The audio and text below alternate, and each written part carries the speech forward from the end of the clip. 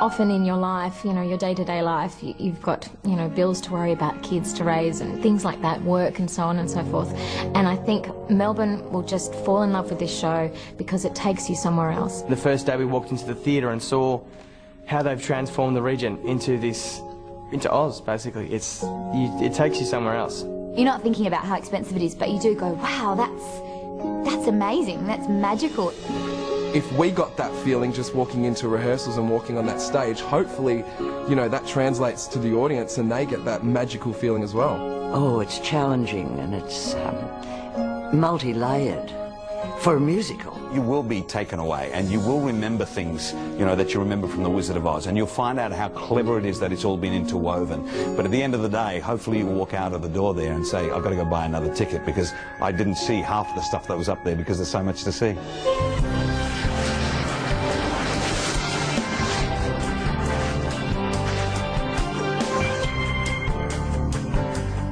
Hello. Welcome to Wicked. What is Wicked? Well, let me say this. If you've seen The Wizard of Oz and you put a camera on The Wizard of Oz and you moved it slightly to one side, that's Wicked. You will find out who is the Scarecrow, who is the Tin Man, what happened to the Wizard, who was the Wicked Witch of the West. All this will be revealed because it's a show for all ages. It's a show whether you're 8 or 80. The costumes, the wonderful sets, everything. It's the biggest show that's hit Melbourne in many, many years.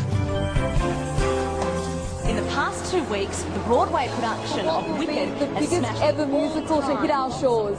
Costing $18 million, the show is sold out. Financially, it's massive. The set technically comes right out into the audience at the Regent Theatre here in Melbourne. And the costumes are something like 450 costumes, over 150 wigs. And talking to my co-producers in America, they all hoped and prayed that Wicked will be a success, but I don't think anybody really realised that it would be a mammoth mega hit.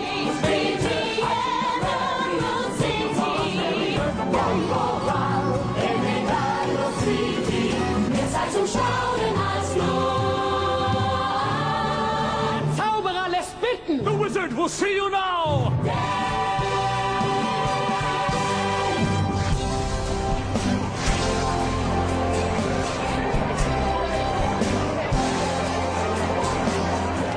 We've looked forward to this night for a very long time. The city of Melbourne has been incredibly receptive and open and embracing to the Wicked family. It's a marvelous group of actors. It's a marvelous production.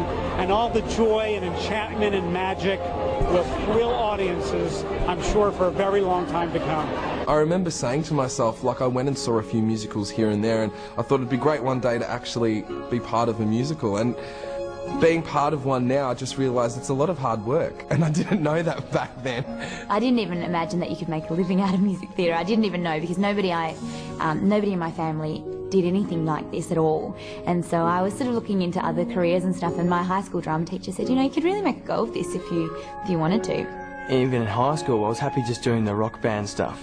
And I don't know, maybe years before that though, there was a sign, it was the Gingerbread Man, had the lead role in Grade Prep. So maybe that was my sign for musical theatre and a path to travel down. I always wanted to be a musical theatre star. That was something that, you know, I thought of, not as a child so much, but once I'd started working in the industry, and, you know, it's something that I worked towards, but I'm not sure about whether I thought about being green. I'm not sure whether that was a part of it. Unlimited. My future is unlimited. And I just had a vision, almost like a prophecy. I know it sounds truly crazy and true. The vision's hazy, but I swear someday there'll be a celebration throughout Oz. It's all to do with me.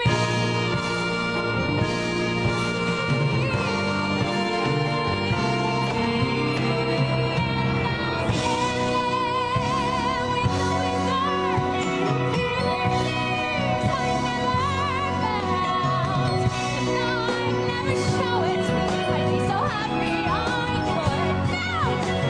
So it will be for the rest of my life, and I'll want nothing else.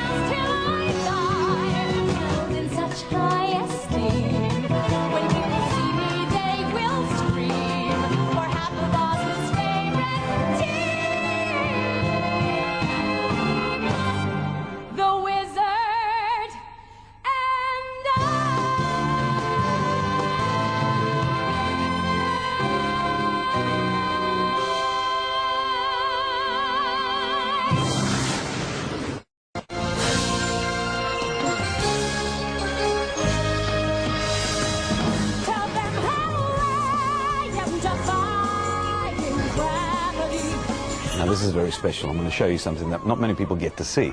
But before I do, I'd like to tell you what it was like when I first came in here into the auditorium for Wicked. It was like seeing a NASA launch pad. Believe me, I cannot believe it. In all the shows I've done, it just took my breath away.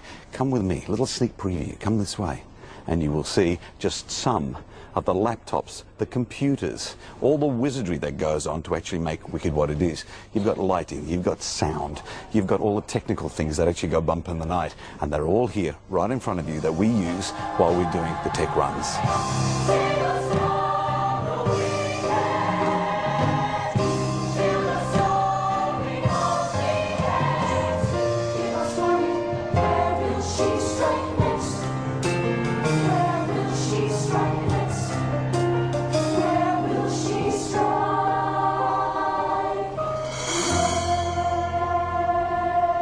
One of the things that Eugene Lee and I, the production designer, and I did when we started was when we thought about the Emerald City, you know, we were working with our environment, which was inherently very dark and kind of mean, and we wanted the Emerald City to be exactly the opposite. So really the only time that we use green is in the Emerald City. It's reserved exclusively for that.